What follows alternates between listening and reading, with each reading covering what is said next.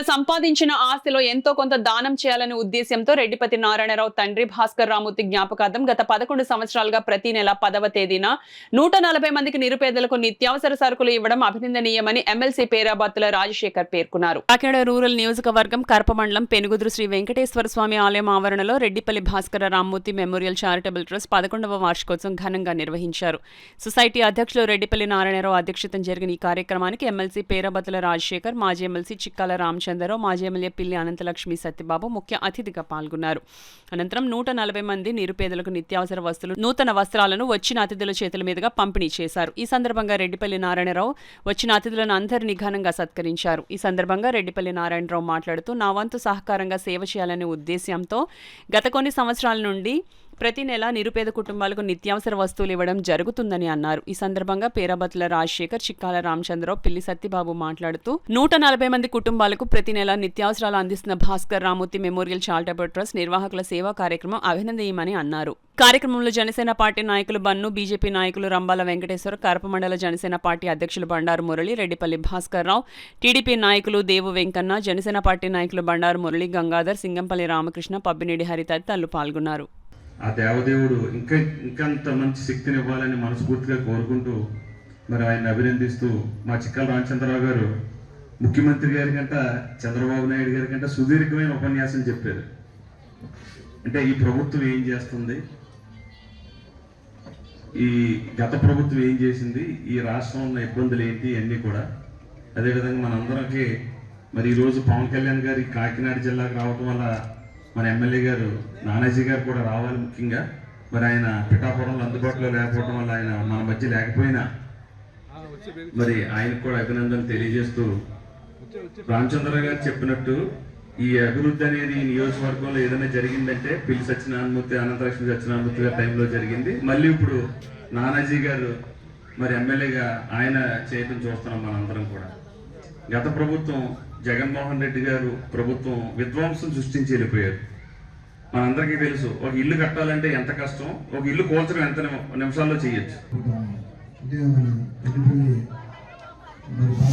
రామూర్తి గారి పేరు మీద రెడ్డిపల్లి నారాయణ గారు మరి గత 11 సంవత్సరాలుగా 10 సంవత్సరాలు పూర్తి చేశారు.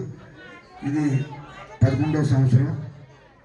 ఈ సంవత్సరంలో మొత్తం బట్టలు మరి నిత్యావసర వస్తువులతో పాటు అవన్నీ ఇవ్వడం జరుగుతుంది.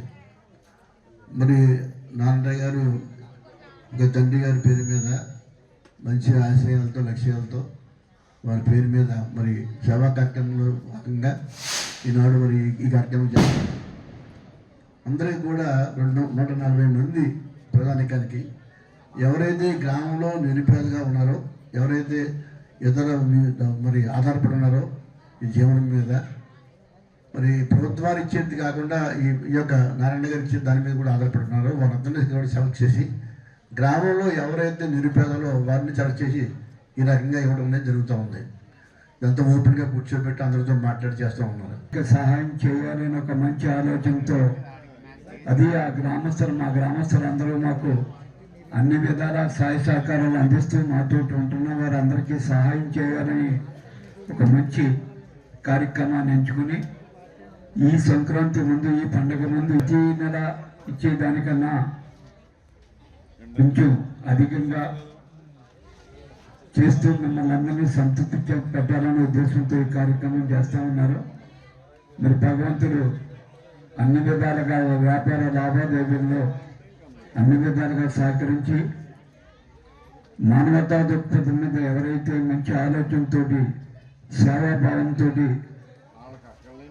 ఈ కార్యక్రమం చేస్తున్నారో వారి కుటుంబాన్ని అన్ని విధాలుగా ఆశీర్వదిస్తూ భవిష్యత్తులో ఇటువంటి కార్యక్రమాలు ఎన్నో చేయవలసిన బాధ్యత తన బతుస్కంధాల మీద చేసుకుని ఈ పేద ప్రజానికానికి అందరికీ కూడా, మహిళలందరికీ కూడా సంతృప్తి చెందే విధంగా ఈ కార్యక్రమం చేపట్టాలని ఆశీర్వదించారు. అయితే నాకు కరోనా ఉన్నప్పుడు కూడా, కరోనాలో 3 నెలల దగ్గర హాస్పిటల్లో ఉండిపోయాను.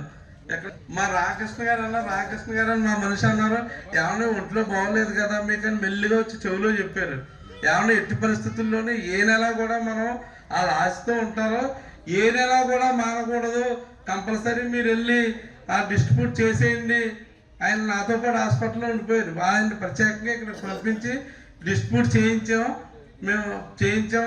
మీరు వీళ్ళందరూ కూడా నా కుటుంబాల గట్రా ఎక్కువ ఏమొచ్చినా సరే, ఏది వచ్చినా సరే నేను వాళ్ళకి ఉపకారం చేయడానికి రెడీగా ఉన్నాను. నేను కంపల్సరీ ఉపకారం చేయడానికి రెడీగా ఉన్నాను.